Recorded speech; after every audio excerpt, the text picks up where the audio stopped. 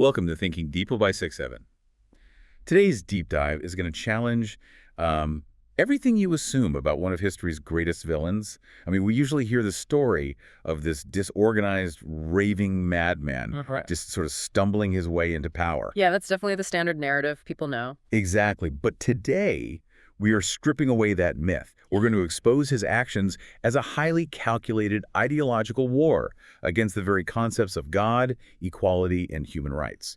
We are looking at how he actively tried to replace ethical monotheism with this cold, atheistic religion of social Darwinism, turning society into a mechanism of pure biological optimization. And to take that a step further, our mission today is really to unpack the mechanics of that manipulation. We are looking at how a seemingly enlightened society, arguably the most educated in the world at the time, was hijacked by a pseudoscientific survival of the fittest worldview. Right, because it didn't just happen overnight. No, not at all. This wasn't an accident of history. It was a worldview that explicitly and intentionally sought to destroy Judeo-Christian values from the inside out, basically replacing the divine spark of humanity with brutal natural selection. We are going to unpack all of this, and if you like my channel, please subscribe and hit the like button. But to truly understand this ideological war on faith and humanity, we have to start by entirely dispelling that myth of the lunatic acting without logic. Because, this dark worldview didn't just form in a vacuum. Right. It had a very specific origin point. Yeah, it actually started in the bustling, cosmopolitan streets of Vienna at the turn of the 20th century. And to set the stage for you, we have to look at what the European and specifically the Jewish experience looked like at that exact moment in time. Historically, before the Enlightenment, Jewish populations in Europe had been treated as complete outsiders. Like they were completely separated from society. Exactly. They were a foreign element confined to ghettos with essentially no civic rights. But by the time our subject was born in the late 19th century, the Enlightenment had swept through the continent. It brought this radical, equalizing idea that all human beings are born with natural rights to life, liberty, and property. Which means we are looking at a society where Jewish people had largely left those ghettos and were fully participating in public life. It wasn't just basic integration either. It was this massive cultural explosion. Oh, absolutely massive. You had them attending universities, serving in the military, working in high levels of government, and pushing the boundaries of science and the arts. From the outside, they were deeply woven into the cultural and civic fabric of Germany, Austria, and France. But underneath all that, beneath that surface of Enlightenment progress, centuries-old prejudices hadn't just vanished. They were deeply rooted, simmering under the polite veneer of modern society. And this is exactly the environment a young, ambitious, provincial kid steps into. He moves to Vienna at 18, dreaming of becoming a great artist. And Vienna at this time was like a lightning bolt. It was electric, hyper-modern, and pushing every single boundary imaginable. It really was the absolute epicenter of modernity in Europe. You had Sigmund Freud exploring the deep, uncomfortable taboos of human sexuality and the subconscious. Right, which was super controversial. Very. And you had Gustav Klimt painting highly erotic, dazzling art. You had Gustav Mahler pushing the structural boundaries of classical music.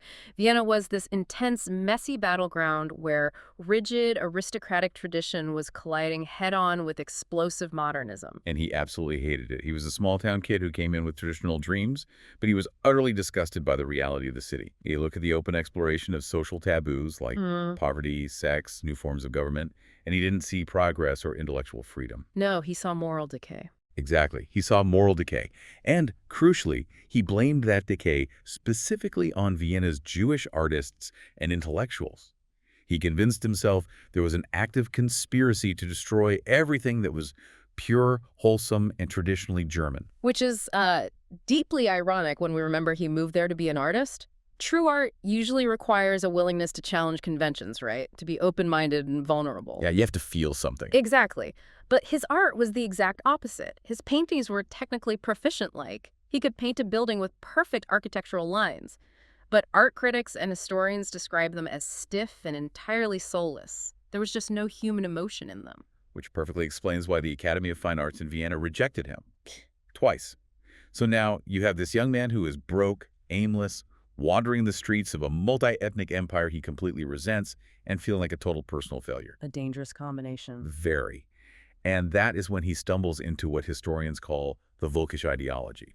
Let's break that down for the listener really quick because it's vital to the atheistic shift we'll discuss later. Yeah, so think of the Volkish movement not just as extreme patriotism, but as the idea that a nation is tied to its blood and soil. To a Volkish thinker, being German wasn't about holding citizenship or abiding by a shared set of laws. It was a biological trait rooted in the earth itself.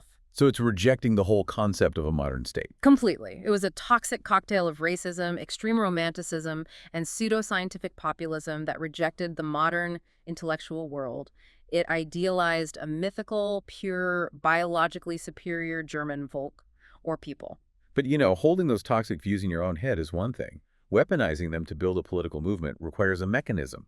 He had this simmering, localized hatred, but hatred alone doesn't build a massive following.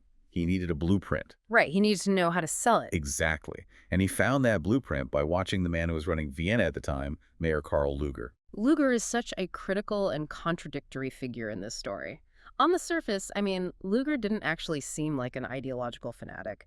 He had many Jewish friends, he counted them among his closest political advisors, and he never actually passed any anti-Jewish laws during his entire tenure as mayor. Wait, really? So why is he the blueprint? Because he used anti-Semitism masterfully as a populist PR tool. He realized that the working-class people in Vienna were deeply anxious about a rapidly changing world, and they needed a scapegoat. So he just gave them one. Yeah, exactly. Lueger just shape-shifted the blame to fit whatever the crowd was angry about on any given day. If the crowd was mad at the wealthy capitalists, Lueger blamed the outsiders. If they were mad at the communist labor organizers, he blamed the outsiders. Oh, wow. It reminds me of like a cynical corporate marketing campaign.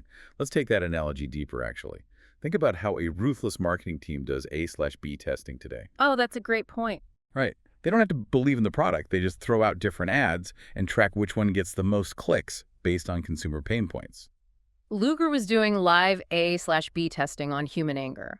He manufactured a crisis so he could present himself as the only solution, and Hitler realized that a message didn't need to be true, it just needed to be emotionally effective. That A/B test analogy is perfect, honestly, because we see him use that exact technique later in the Munich beer halls. He would throw out different talking points, anti-capitalist, anti-communist, anti-Semitic, and just watch the audience's eyes and reactions. Testing the waters. Yeah. And when a specific topic got a visceral roar from the crowd, he kept it. Yeah. He optimized his hatred. But a marketing campaign, no matter how calculated, only works if your target audience is desperate enough to buy what you're selling. And as we move forward in the timeline, World War I provided the most desperate, traumatized audience in modern history. The ultimate catalyst of despair. Exactly. So he serves in World War I as a volunteer in the German army, running messages in the trenches. Towards the end of the war, he is temporarily blinded in a mustard gas attack. And while he's sent back to Germany to recover in a hospital, he gets a front row seat to the sheer starvation, the strikes, and the hopelessness on the home front. And then the unthinkable happens. While he's recovering, the war abruptly ends and Germany surrenders. For him and for millions of other Germans, this was completely irreconcilable with their reality. Because they thought they were winning, right? Right. They had been told by state propaganda for years that they were winning. He had personally been awarded 2 Iron Crosses. He believed the military was a flawless, invincible machine. So if the military didn't fail on the battlefield, who caused the defeat? Enter the infamous stab-in-the-back myth. He adopted this pervasive, comforting lie that the brave soldiers at the front were betrayed by treacherous politicians back home. And who are those bad actors supposedly pulling the strings? Social Democrats, communists, and inevitably the Jewish population. Which is crazy because this myth completely erased the fact that over 100,000 Jewish soldiers had just served loyally in the German army, with thousands giving their lives or limbs for the country. Yeah, just totally wiping out reality. It was a complete distortion, but psychologically it was much easier to swallow than the bitter truth of a conventional military defeat and economic exhaustion. And post-war Germany, under the new Weimar Republic, was just a mess. I mean, the empire had collapsed. There was a violent political vacuum with armed militias fighting in the streets, hyperinflation wiping out life savings, and the country was utterly humiliated by the massive financial reparations forced upon them by the Treaty of Versailles. Misery was just everywhere, and people in that level of misery don't want complex macroeconomic or geopolitical explanations for their suffering. They want a face to punch. They need a bad guy. Right. They want a hidden enemy they can blame for their lost pride and empty wallets. And right on cue, a document starts circulating widely in Germany called the Protocols of the Elders of Zion. Which, I mean, we know today was completely absurdly fabricated. Entirely fake. It was supposedly the leaked minutes of a secret cabal of Jewish leaders plotting to take over the world's banks, media, schools, and governments. To understand how it got there, we have to look at the Russian Revolution. Russian emigres fleeing the Bolsheviks brought this forgery into Western Europe. And they used it to explain the rise of communism. Exactly. They used it to claim that communism was a global Jewish plot, effectively weaponizing the document for a whole new audience. Okay, I have to stop you right there and push back on this a bit. Sure. How does an incredibly educated, sophisticated, logical society like 1920s Germany fall for a blatantly fake document brought in by fleeing aristocrats? We're talking about the country of Goethe, of Einstein, the place you went if you wanted the best academic education in the world. How does a society like that just abandon logic for a cheap, imported conspiracy theory? Well, it forces us to confront a terrifying reality about human psychology. Absolute misery and the desperate need for a scapegoat can completely override a society's critical thinking. So it's basically a survival mechanism. Exactly. When you strip people of their pride, their economic stability, and their sense of physical safety, their brains enter a state of survival paranoia. In that neurological state, a simple, evil lie that neatly explains all their complex problems feels like a life raft. It gave them a target for their rage. Right. It didn't matter that the protocols were fake. It felt emotionally true to a population that felt fundamentally cheated by the universe. So the despair softens the ground. But that brings us to the core of today's deep dive, the actual ideology driving this hatred. Because it wasn't just about economics or political power grabs, it was a fundamental war over the very definition of human worth. It really was. It was pitting the concept of a divine creator against a godless natural order. And this is where we have to look at the perspective of scholars like Rabbi Raphael Shaw, who we consulted in the sources. He points out that dismissing this dictator as just a megalomaniacal psychopath is historically inaccurate, and worse, it misses the true danger of what happened. How so? Because this dictator didn't view himself as a villain twirling his mustache. In his twisted mind, he viewed himself as a visionary savior fighting an existential ideological battle for the biological future of humanity. And what was he trying to save humanity from? The human concept itself. He specifically hated the worldview that Judaism had introduced to the world and that Christianity had subsequently spread. He hated the concepts of ethical monotheism. Which is such a massive shift in how we view morality. Look, let's define that for the listener really quick. Ethical monotheism is the radical world-changing idea that there is one God and therefore one universal moral standard that applies to a king exactly the same way it applies to a peasant. It introduced ideas like love your neighbor, human rights, peace on earth, and the foundational idea that all human beings are made in the image of God. And to him, those ideas were not virtues. They were a dangerous, infectious disease. He believed he had a more rational scientific replacement. Social Darwinism. But deeply perverted, right? Very. We have to be clear about how he perverted Charles Darwin's actual biological theory. Darwin observed that species adapt to their environments, like Galapagos finches developing different beaks to eat different seeds. Hitler warped that into a crude, violent metric for human nation-states. So he basically took the rules of the wild and forced them onto civilization. Right. He decided the biological rules of the wild, the idea that the strongest wolf devours the weakest wolf so the pack can survive, should be the absolute godless law for human society. Right makes right. It's just chilling. He wanted to strip humanity of its spiritual soul entirely. Think about this not as a political system, but as a cruel form of agricultural breeding applied to human civilization. That's an intense way to look at it, but very accurate. I mean, in factory farming, the goal isn't to nurture individual animals. It's to ruthlessly optimize a bloodline for maximum physical yield. He viewed human society the exact same way. In his eyes, empathy wasn't a virtue. Empathy was a genetic flaw. He literally framed it exactly like that. In a purely biological, atheistic worldview, where brutal survival of the fittest is the only metric, the individual has zero inherent worth. So there's no safety net. None. The sick, the weak, the poor, the marginalized, they don't contribute to the physical military strength of the national pack. Therefore, under his logic, they shouldn't be helped. They should be allowed to die or actively eliminated so the strong, pure, muscular nation can thrive unburdened. He looked at Judeo-Christian values, this radical idea that we should care for the vulnerable, that the underdog has divine value, is a massive corruption of the natural order. He thought, why are we preserving the weak? Someone must have infected us with this unnatural idea. And he pointed his finger directly at the originators of ethical monotheism. Which brings up a fascinating mechanism of his propaganda, because he knew that Germany was culturally steeped in Christian traditions. You couldn't just walk out in 1920s Bavaria and tell the public to abandon their faith in God and embrace atheistic blood laws. Wait, I need to understand this. He was actively trying to destroy Christian values, but he knew the general public wouldn't stand for it. How did he manage that cognitive dissonance with his followers? How do you lead a culturally Christian public while secretly trying to secularize and brutalize them? Through a slow, boiling frog approach. In public speeches early on, he would vaguely reference positive Christianity or divine providence to sound pious. Ah, so he used the language of faith. Exactly. But in private, he expressed his true belief that Christianity was a dying, weak, foreign ideology brought by the Jews. His strategy was to focus all the public animosity onto a single marginalized group first. He believed that once his new natural order of blood and power took over, the church would just fade away naturally, or he could dismantle it later. He compartmentalized the hatred to maintain political control. It's a total rejection of God, an inherent human value disguised as national revival. That spiritual void, that deliberate stripping away of the divine spark, was the true engine of the Holocaust. But, holding this terrifying, calculated worldview in your head is one thing. Weaponizing it on a national scale required the exact cynical political maneuvering he had learned from Mayor Lieger's A/B testing back in Vienna.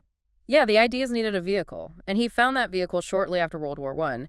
The army, ironically, sent him to spy on a fringe political group called the German Workers' Party. Wait, the army sent him? Why? Because the military brass mistakenly thought it was a left-wing Marxist organization and wanted him to keep tabs on it. Oh, wow. So he shows up to spy on them and realizes, wait a minute, these guys aren't Marxists at all. They were ultranationalist, fiercely anti-Semitic, and completely aligned with his Volkish, blood-and-soil worldview. And he doesn't just observe, he starts speaking up at meetings, completely mesmerizes the small crowds, and within 2 years, he kicks out the founder and takes over. He rebrands them as the National Socialist German Workers' Party, the Nazis. And he wastes no time trying to violently impose his will. By 1923, his party has a paramilitary wing of about 3,000 members. They attempt a violent coup to overthrow the regional government in what becomes known as the Beer Hall Push. It was essentially a group of fascist paramilitaries trying to seize power by force, and it failed spectacularly. But here is where we see a terrifying structural failure in the justice system. I mean, he committed outright undeniable treason. He literally tried to overthrow the state. He did, yeah, caught red-handed. But he ends up in front of a deeply sympathetic judge who basically gives him a slap on the wrist.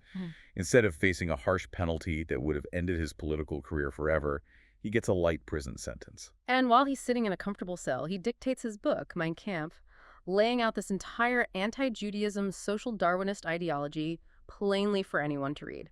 And less than 9 months later, he's a free man. A decade later, he is the Chancellor of Germany.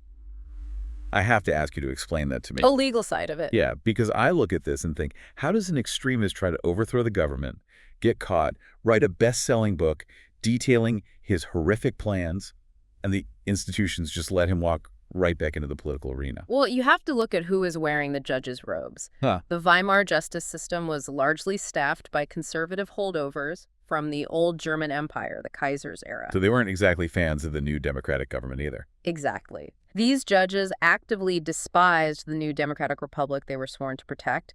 They sympathized with right-wing extremists because they both shared a mutual enemy, the communists and the democratic system itself. They didn't see him as a lethal threat. They saw him as a useful, if overzealous, patriot. It tells us that institutions are only as strong as the human beings running them. When the judiciary, the media, and the political establishment refuse to take the threat of an openly hostile extremist seriously, when they assume the system will just naturally contain him or that they can use his popularity for their own ends, they become complicit. Democracy cannot protect itself on autopilot. No, it really can't. The Weimar Republic's institutions didn't fail overnight. They were eroded by people who thought they could control a man who openly advertised his dark, atheistic intentions in print.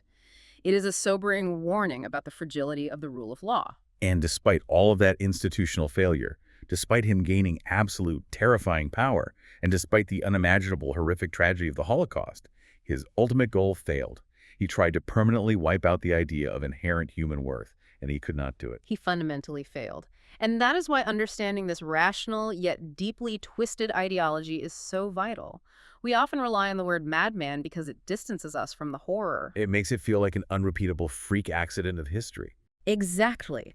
But if we recognize it as a calculated, systematic ideological attack on the value of human life, a mechanical attempt to replace God with biology, we are far better equipped to spot those patterns. We cannot fight what we don't understand. Bringing this all together for you listening right now.